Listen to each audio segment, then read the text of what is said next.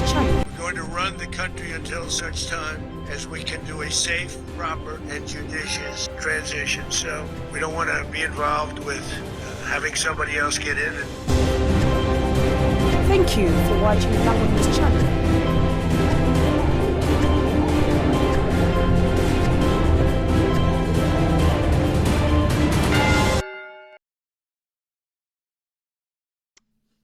Late last night and early today, at my direction, the United States Armed Forces conducted an extraordinary military operation in the capital of Venezuela.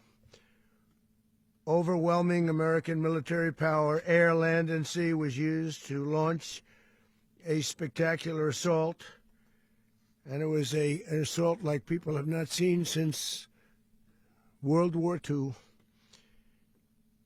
It was a force against a heavily fortified military fortress in the heart of Caracas to bring outlaw dictator Nicholas Maduro to justice. This was one of the most stunning, effective, and powerful displays of American military might and competence in American history. And if you think about it, we've done some other good ones, like the attack on Soleimani, the attack on al-Baghdadi, and the obliteration and decimation of the Iran nuclear sites just recently in an operation known as Midnight Hammer. All perfectly executed and done. No nation in the world could achieve what America achieved yesterday, or frankly, in just a short period of time. All Venezuelan military capacities were rendered powerless as the men and women of our military, working with U.S. law enforcement, successfully captured Maduro in the dead of night. It was dark.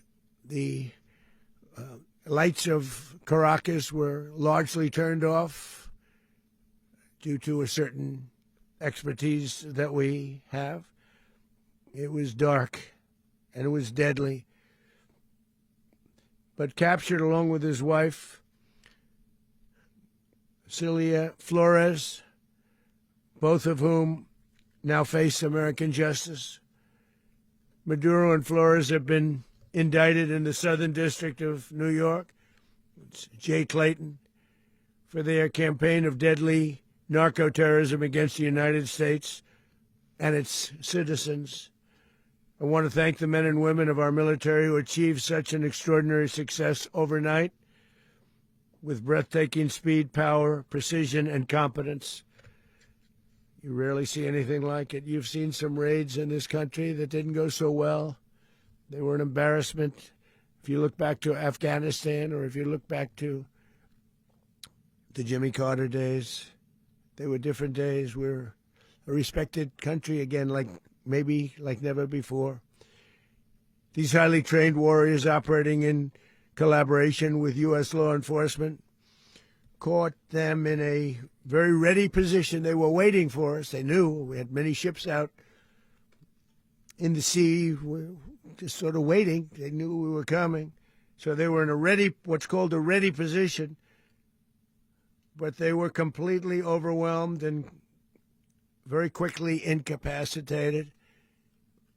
If you would have seen what I saw last night, you would have been very impressed. I'm not sure that you'll ever get to see it, but it was an incredible thing to see. Not a single American service member was killed, and not a single piece of American equipment was lost. We had many helicopters, many planes, many people involved in that fight. But think of that, not one piece of military equipment was lost, not one service member was, more importantly, killed. The United States military is the strongest and most fearsome military on the planet, by far. With capabilities and skills our enemies can scarcely begin to imagine. We have the best equipment anywhere in the world. There's no equipment like what we have, and you see that even if you just look at the boats, we've knocked out 97% of the drugs coming in by sea. 90%. Each boat kills on average, 25,000 people. We knocked out 97%. And those drugs mostly come from a place called Venezuela. We're going to run the country until such time as we can do a safe, proper, and judicious transition. So we don't want to be involved with having somebody else get in, and we have the same situation that we had for the last long period of years. So we are going to run the country until such time as we can do a safe, proper, and judicious transition. And it has to be judicious because that's what we're all about. We want peace, liberty, and justice for the great people of Venezuela, and that includes many from Venezuela that are now living in the United States and want to go back to their country. It's their homeland. We can't take a chance that somebody else takes over Venezuela that doesn't have the good of the Venezuelan people in mind. We've had decades of that. We're not going to let that happen.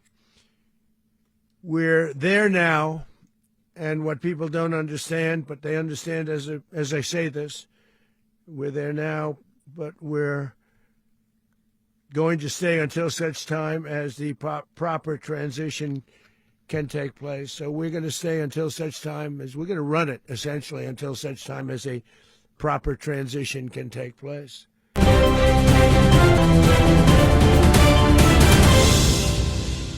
Thank you for watching Lango News channel. Please subscribe for more updates.